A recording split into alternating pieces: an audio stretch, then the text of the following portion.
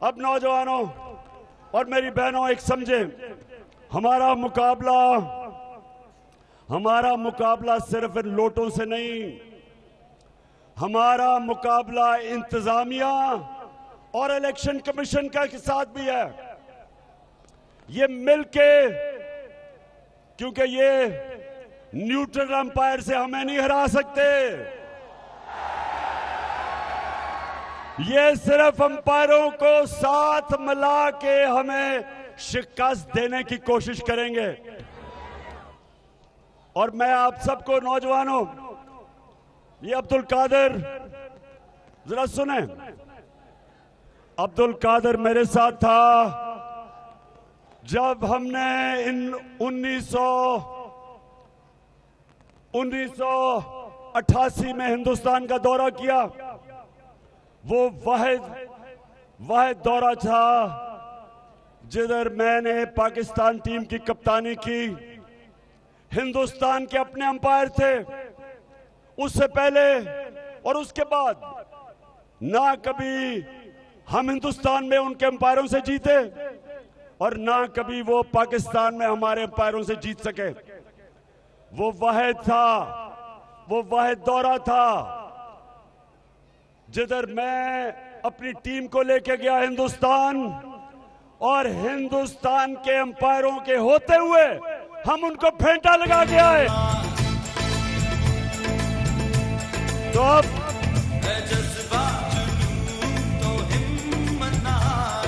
तो धर्मपुरा, ये वो वक्त फिर आ गया, अंपायरों के साथ हमने इनको फेंटा लगाना है इंशाअल्लाह। अब ये सुने, मैंने पिछले 2.5 साल कोशिश करता रहा कि हम पाकिस्तान में साफ और शफाफ इलेक्शन करवाएं। मैं कहता गया कि ईवीएम मशीनों का इस्तेमाल किया जाए। हमने पूरी कोशिश की। और ईवीएम मशीन क्यों? क्योंकि पाकिस्तान में इलेक्शन में धांधली होती थी और हमने धांधली खत्म करने के मशीनों का इस्तेमाल का 2.5 साल से कोशिश करते रहे। ना इलेक्शन कमीशन, उसने पूरी कोशिश की इसको सैबोटाज करने की।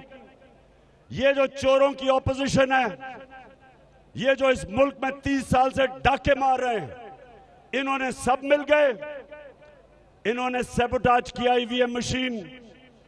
आज एक इदारा है पटन, ये इलेक्शन के ऊपर रिसर्च करता है। आज इस इदारे की रिपोर्ट छपी है।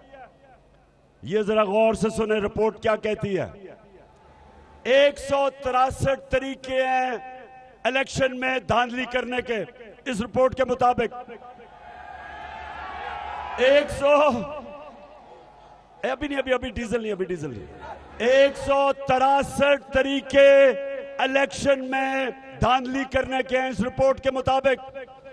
उसमें से 130 धांधली करने के तरीके खत्म हो जाते हैं अगर ईवीएम मशीन का इस्तेमाल हो।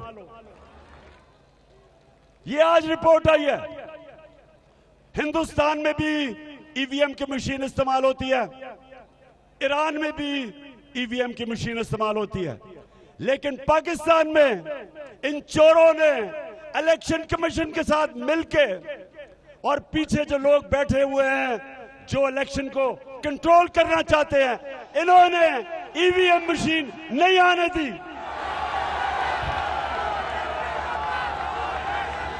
तो आज मैं अपनी कौम के सामने चैलेंज रख रहा हूं, मेरे पाकिस्तानियों, वक्त आ गया कि जिस तरह हिंदुस्तान को हमने उनके अंपायरों के बावजूद शिकस्त दी, हमने इनको, इन लोटों को, हमजा कुकड़ी को।